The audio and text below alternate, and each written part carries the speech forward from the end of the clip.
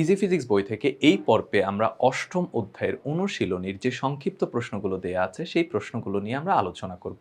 আমরা যদি প্রথম প্রশ্নটার ক্ষেত্রে একটু খেয়াল করে দেখি, প্রথম প্রশ্ন হচ্ছে আলোর প্রতিফলন বলতে কি বোঝায়?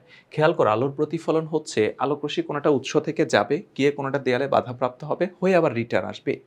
এই ঘটনাটাকেই বলা হয় মূলত হচ্ছে আলোর প্রতিফলন। আমরা ডেফিনিশনটা পড়তে পারি এরকম: যখন আলোকরশ্মি এক স্বচ্ছ মাধ্যম দিয়ে চলতে, চলতে অন্য কোনো মাধ্যমের উপরিভাগে আপতিত হয়, তখন ওই আলোকরশ্মির একটা অংশ দ্বিতীয় মাধ্যমের তল থেকে বাধা পেয়ে পুনরায় প্রথম মাধ্যমে ফিরে আসে। আলোর এই ফিরে আসার ঘটনাকে আলোর প্রতিফলন বলে। তো এইটা যদি আমরা চিত্র দিয়ে দেখতে চাই, তাহলে আমাদের চিত্রটা কেমন হবে?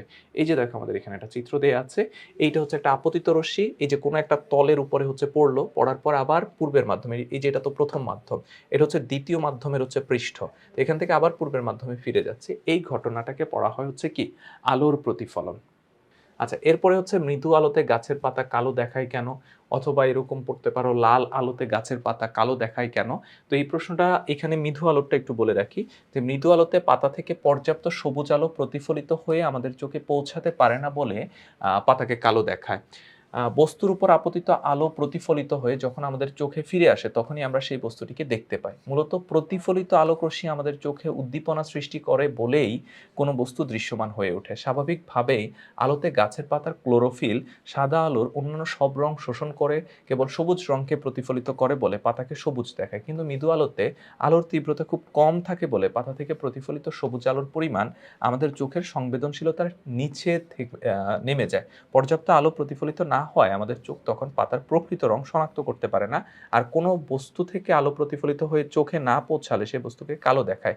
এই কারণে মৃদু আলোতে গাছের পাতা কালো দেখায়। তাহলে এই যে এত আলোচনা, লম্বা আলোচনা, এখানে আমি জাস্ট সিম্পল বিষয়টা কি, মৃদু আলো, মৃদু আলো মানে হচ্ছে কম আলো। কম আলোর ক্ষেত্রে কি হয়, যে গাছের পাতা থেকে যে আলোটা ফিরে আসে, এখানে খুব অল্প পরিমাণে আলো ফিরে আসে, মানে অল্প পরিমাণে আলো প্রতিফলিত হয়, যেটা আমাদের চোখের সংবেদনশীলতার, মানে যেই যতটুকু আলো আসলে আমরা জিনিসটাকে স্পষ্ট দেখতে পারবো, ততটুকু পর্যন্ত আলো আসে না। যার ফলে যেহেতু আলো আসতেছে না, এই জন্য আমরা এই জিনিসটাকে হচ্ছে কালো দেখি। কারণ কোনো বস্তু থেকে যখন আলো প্রতিফলিত হয় না, তখনই সেটা আমাদের চোখ কালো দেখে থাকে।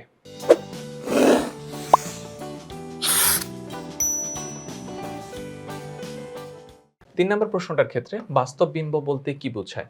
বাস্তব বিম্বটা হচ্ছে যখন আমরা দ্বিতীয় কোনো একটা বিন্দুতে প্রকৃতপক্ষে মিলিত হয়, তখনই সেটাকে আমরা বাস্তব বিম্ব বলে থাকি। খেয়াল করো, কোনো উৎস থেকে আগত একগুচ্ছ আলোকরশ্মি কোনো তলে আপতিত হওয়ার পর প্রতিফলিত বা প্রতিসরিত হয়ে যদি অন্য কোনো বিন্দুতে প্রকৃতপক্ষে মিলিত হয়, তবে সেই বিন্দুকে প্রথম বিন্দুর বাস্তব বিম্ব বলা হয়। অবতল দর্পণ এবং উত্তল লেন্সের সাহায্যে বাস্তব বিম্ব গঠিত হয়। বাস্তব বিম্বের সবচেয়ে বড় বৈশিষ্ট্য হলো একে সরাসরি পর্দার উপরে ফেলা যায় এবং এটি সর্বদা বস্তুর সাপেক্ষে উল্টো হয়ে থাকে। সিনেমা হলের প্রজেক্টর থেকে আসা আলো যখন পর্দায় পড়ে, তখন আমরা যেই ছবি দেখি সেটা একটি বাস্তব বিম্ব। ঠিক একইভাবে আমাদের চোখের রেটিনায় যে প্রতিচ্ছবি তৈরি হয়, সেটাও একটা বাস্তব বিম্ব। আচ্ছা, বিম্ব তো মূলত দুই প্রকার হয়ে থাকে। একটা হচ্ছে যদি কোনোটা মিলিত হয়, যেমন দেখো, আমরা যখন আয়নার সামনে দাঁড়াই, তখন আমাদের কি হয়, আমাদের চেহারা থেকে আলো যায়, গিয়ে আয়নার মধ্যে পড়ে, পড়ার পর আমাদের কাছে ফিরে আসে। তো আমরা দেখি কি, আয়নার ভেতরে একটা মানুষ দেখা যাচ্ছে, যেটা আমার প্রতিচ্ছবি। এখন ওই আয়নার ভেতরে যে মানুষটাকে দেখা যাচ্ছে, আলোটা কি সেখান থেকে আসা সম্ভব? আয়নাটা তো অত লম্বা না, মানে পেছনে এতটুকু বর্ধিত, ব্যাপারটা তো এরকম না। তাহলে এটা কি হয়? এটা হচ্ছে মনে হয়, আমাদের কাছে মনে হয় যে ভেতর থেকে আসছে। এইটাকে বলা হয় অবাস্তব প্রতিবিম্ব। অন্যদিকে বাস্তব প্রতিবিম্ব কোনটা? সিনেমার পর্দায় যখন আলোটা পড়ে, পড়ার পর সেখানে একটা প্রতিবিম্ব তৈরি হয়, সেটাকে আমরা বলি হচ্ছে বাস্তব প্রতিবিম্ব। অথবা আমাদের চোখের রেটিনা পর্দায় যখন প্রকৃতপক্ষে আলো মিলিত হয়, সেটাকে আমরা বলি হচ্ছে বাস্তব প্রতিবিম্ব। আচ্ছা, তারপর হচ্ছে দর্পণে লম্বভাবে রশ্মি প্রতিফলিত হয়ে একই পথে ফিরে আসে কেন? আমরা সবসময় জানি যে আ আলোক রশ্মির আপতন কোণ আর প্রতিফলন কোণ সমান হয়। অর্থাৎ এই কোণটা আর এই কোণটা সমান হয়। তো এখন খেয়াল করো, এটা যদি ১০ ডিগ্রি হয়, এটাও ১০ ডিগ্রি হবে। এটা যদি ২ ডিগ্রি হয়, তাহলে এটাও ২ ডিগ্রি হবে। তাহলে এইটা যদি 0 ডিগ্রি হয়, মানে একদম সোজা এসে পড়ে, তাহলে প্রতিফলিত হবে কত ডিগ্রি কোণে? 0 ডিগ্রি কোণে। এই জন্যই মূলত হচ্ছে দর্পণে লম্বভাবে আপতিত রশ্মি প্রতিফলিত হয়ে একই পথে ফিরে আসে। দর্পণে লম্বভাবে আপতিত রশ্মি একই পথে ফিরে আসে কারণ প্রতিফলনের নিয়ম অনুসারে আপতন কোণ ও প্রতিফলন কোণ সমান। এখন যদি 0 ডিগ্রি কোণে আপতিত হয়, তাহলে 0 ডিগ্রি কোণেই ফিরে আসবে। এই জন্য লম্বভাবে যেটা আপতিত হয়, সেটা ওই পথেই ফিরে চলে আসে। তো এই ছিল এই পর্বে আমাদের আলোচনা। পরবর্তী পর্বে অন্য অধ্যায়ের অনুশীলনী প্রশ্নগুলো নিয়েও আমরা আলোচনা করব। প্রশ্নগুলো আলোচনা করছি ইজি ফিজিক্স বই থেকে। তোমরা যারা ইজি ফিজিক্স বই সংগ্রহ করোনি, খুব দ্রুত সংগ্রহ করে ফেলবে।